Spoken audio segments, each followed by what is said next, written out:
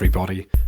So after recording the second episode of this series, I was so depressed by how bad the photographs were that I thought I would jump straight into recording the third episode and just get straight into it, really. They are better, thank God. I had a quick look through the roll to remind myself what was on this, and they are at least a lot better than the last one. If you stuck around, thank you so much. Apologies for how bad the second episode was. Anyway, let's get on to this. What is this? This is a cup of coffee. Obviously, some stereotypes may exist for a reason. Italians and their coffee, that's a stereotype that's very much part of the culture. So I'm in Milano Centrale here, the central train station, waiting for the train that will take me to Bologna. Annoyingly, these photographs are not in order of when I took them, they're just in order of how they are on my computer. So I think this is actually the last photograph from that day before I went to Bologna. All of the photographs afterwards are going to be Milan, so there we go. This isn't a fantastic image, is it? It's just a picture of a coffee. I think the coffee cup's actually a little bit out of focus, but I've got prior for badly focused photographs, haven't I? This is the interior of the Castello Sforza. If you watched any of the second episode, you would have seen a very bad photograph of the outside of the castle with a fountain in the way and a tower in the wrong position on my photograph. But this is the interior. Nice repetitive stuff. You know what I'm like with repeating patterns, symmetry, asymmetry, and lines. This has pretty much all of that. We've got lines of the pillars on the left-hand side. We've got lines of the whatever those things are on the top. I'm assuming they're holding up some part of the ceiling above there. And it's nice and straight as well. So, no one around as well. So there's a bit of minimalism. You know what I'm like for minimalism as well. So there's that going on as well. This could have come out a lot better, I think, if I'd just gotten down to the floor a little bit closer and cut off that annoying triangle of light at the very top of the photograph. Other than that, I'm very, very pleased with this. That line, dead centre, leading right through the middle of the image. Look at that symmetry. Look at those lines. I am very, very happy with this. Perhaps if those people in the middle were there, it would have been a bit better, but other than that, I can't really say anything about this image that I don't like.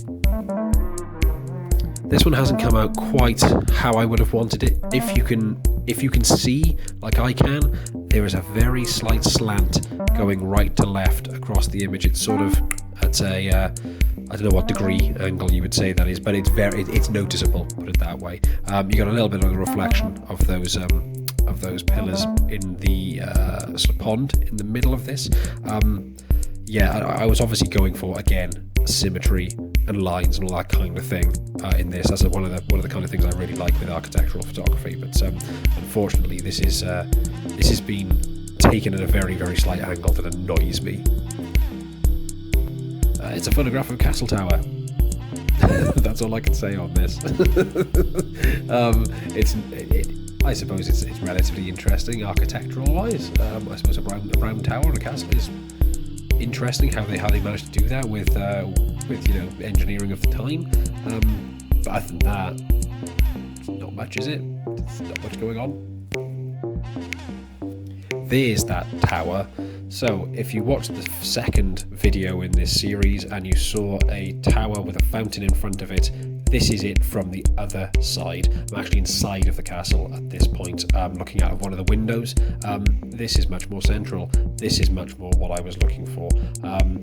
I'm slightly annoyed by the fact that there are modern buildings on the right and the left-hand side, which I didn't notice. Don't know how I didn't notice that. The one on the left is very prominent, especially with the tree next to it. But yeah, this is more the kind of thing I was going for.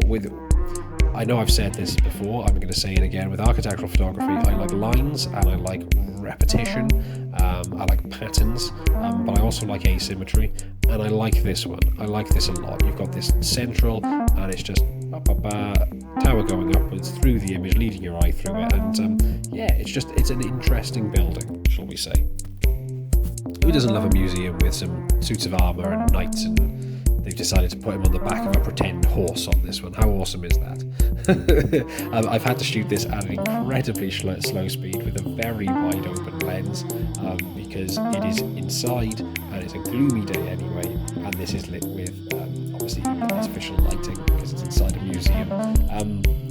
It's not fantastic. I managed to cut the bottom of the horse's feet off. What more can I say? I don't know what it is about this, but I really like this photograph. I did actually put this into the zine that I made at the end of this trip. Tip for you all, there are copies of that zine still available on my Etsy store. There'll be a link in the bio and all that kind of stuff below the video in the description, so go check them out if you want. But yeah, this photograph is one of the ones in there. I just really like it. I like the green. I like the really deep green colour, which I think stands out against the gloomy kind of day in the background. Also the water kind of dripping out of the tap on there, which is a very nicely moulded tap. Yeah, I like the shield on the front of it. I like everything about this. I don't know why, but I just really like this image. Tell me if you like it as well, and tell me what you actually like about it, because I can't pinpoint it. I just know that I like it. Here's an image of just a street in Milan. This is me walking back from the Castello. If there was more going on in here, I'd say I really like this. Other than that, I do like the lines, because I like leading lines. There's a lot of stuff just kind of drawing your eye, leading it through the centre of the image. You got the buildings on either side converging into the vanishing point in the distance, which is quite nice. It's just a shame that it's a wet, rainy day yet again, and there's no one out really. There's a few people milling about, but that's it.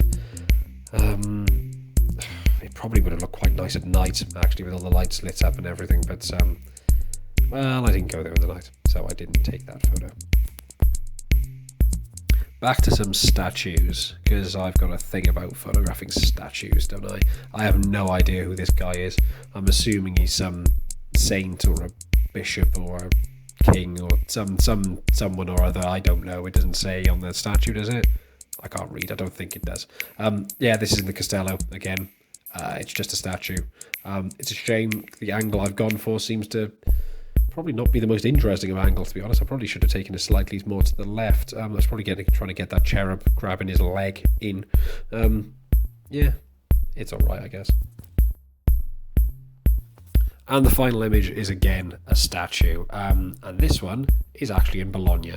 So the last image on this roll is taken in Bologna when I got there.